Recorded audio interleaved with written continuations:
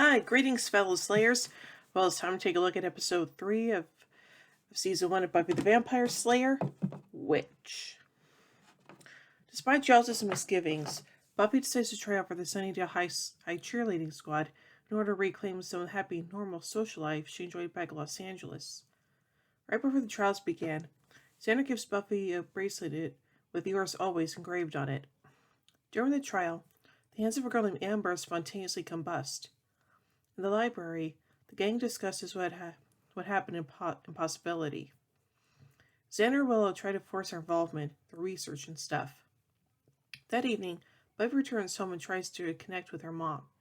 However, Joyce is distracted by work and setting up the gallery's first major show. They talk about cheerleading, and Joyce inadvertently goes on a guilt trip about Buffy's past. Trials continue the next day with group work. During the routine, Amy falls and knocks over Cordelia. Afterwards, Buffy meets her outside the gym in front of the trophy case, and they discuss Amy's mom, Catherine the Great. Amy shows admiration for her mother's accomplishments and scorn for her absent father. She also is stressed over not being able to compare to her mother's skill and runs off. Willow shows up and tells Buffy about her and Amy's friendship during junior high. Willow reveals that Catherine was emotionally abusive towards Amy. Will says that Catherine would often bully Amy over her weight and even withhold food.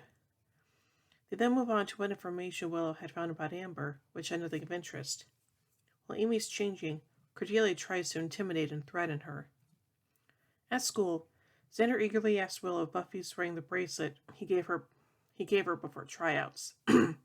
Upon discussing Xander's crush on Buffy, Xander tells Willow, "That's why you're so cool. You're like a guy." They see the cheerleading sign being posted. Amy is crushed when she only makes the substitute list as the third alternate. Buffy tries to be kind to Amy, who's still caught up on her mother. That afternoon, an unknown person is shown to be using Barbie dolls dressed as cheerleaders in a magic ritual over a cauldron, naming Cordelia as its victim. The next morning before school, Buffy's eating breakfast when her mom tries to tell her about her own high school experiences with the yearbook staff. Buffy shuts her down and an argument ensues about Buffy living her own life. Xander continues to talk to Will about his crush on Buffy and finally decides to ask Buffy out. To his dismay, though, Buffy is distracted by a spellbound Cordelia. Cordelia is struck blind during her driver's ed class under the spell and is saved from wandering into traffic in the nick of time by Buffy.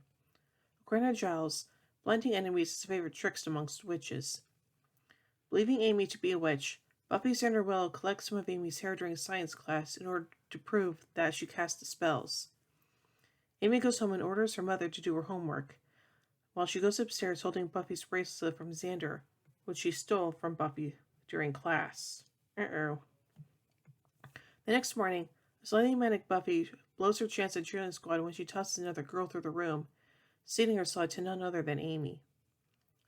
Buffy turns out to have something more than just a mood disorder. A bloodstone invention spell has destroyed her immune system, giving her only about 3 hours to live. The only way to cure her and break the other spells is to get the witch's spellbook. The ailing Buffy and Giles go to front Catherine, only realize that the real Amy is stuck in her mother's middle-aged body, while her mother is reliving her glory days. Giles finds the witch's book and takes Amy and Buffy back to school to break the spells. Buffy's fading fast. Amy's mother is cheering the Sunnydale High basketball team when she starts getting flashes of what Giles is trying to do. Xander and Willow are unable to stop her from storming into the science lab with an axe, but buy enough time for Giles to break the spells. Amy and her mother switch bodies again, and Buffy feels good enough to fight. However, Catherine's power is too great, and it is only by kicking down a steel vent, cowling out, reflecting her last spell, that Buffy wins the day. Catherine then vanishes. While Amy and Buffy talk in the school hall the next day, they pass by the school's trophy collection, where the statue of Catherine the Great stands. While both girls wonder where Amy's mother ended up, the statue's face reveals Catherine's eyes and a muffled voice. So now let's take a look at some continuity surrounding this episode. This is the first human enemy fought by the Scoobies after dealing exclusively with vampires. Xander's attraction to Buffy was made clear when he gave her a bracelet. However, It was also implied that Buffy did not share the same feelings for him, as she claimed that Xander was like one of the girls.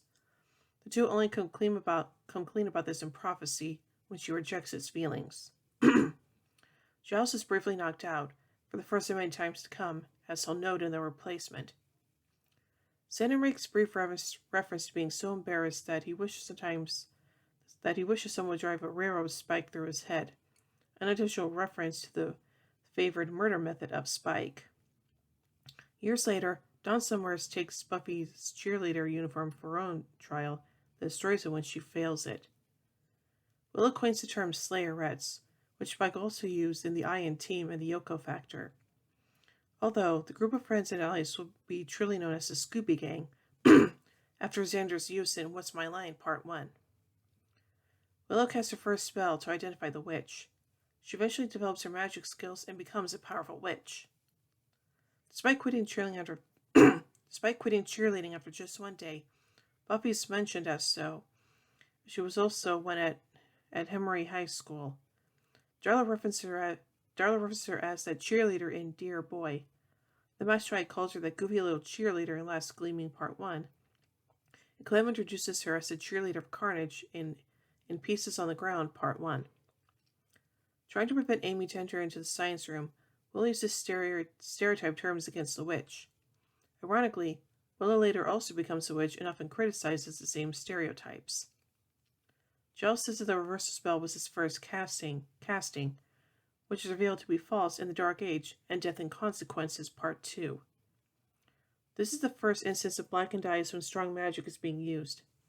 It will also be seen with Amy in Bewitched, Bothered, and Bewildered, Willow in Tough Love, Rodwin in No Future for You Part 4, and etc. Buffy asks her mother if she would like to be 16 again, and her mother is horrified at the thought.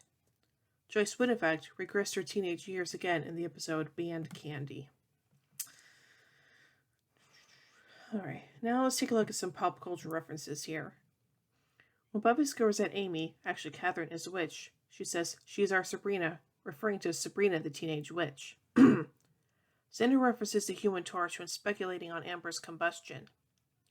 Buffy and Joyce reference the actresses Farrah Fawcett and Sally Field's Gidget character, who were known in the 60s and 70s when discussing hairstyles. While talking about Amy's mother, Buffy references the book and later movie Mommy Dearest by Joan Crawford's daughter Christina, which claimed Crawford was an abusive mother. After throwing another cheerleader across the room, Buffy says, "Did I do that?" Steve Urkel's catchphrase from the sitcom Family Matters. And now on to some goofs. The sign for the cheerleading tryout says 1996, but the episode was supposed to take place in 1997. The pen Will is holding and talking to Xander about changes position between shots. In the cauldron scene where Cordelia is named the next victim, the viewer is meant to know who the witch is casting the spell. The subtitles on Netflix, though, name the speaker as Amy. The levels of liquid in the test tube changes. And now on to some other information about this episode. This is the first episode in which no vampires appear. This will happen again in episodes The Pack, I, Robot You Jane, The Puppet Show, and Kamami Girl, Living Conditions, and Fear Itself. This is the first episode in which Angel does not appear. This is the first episode with no deaths. So overall, this is a pretty interesting episode, and I like the fact that this episode is kind of the beginning of magic use in the show. So, yeah. So overall, I give Witch 3 vampire steaks out of 5. Well, anyway, tune in tomorrow as we take a look at Teacher's Pet.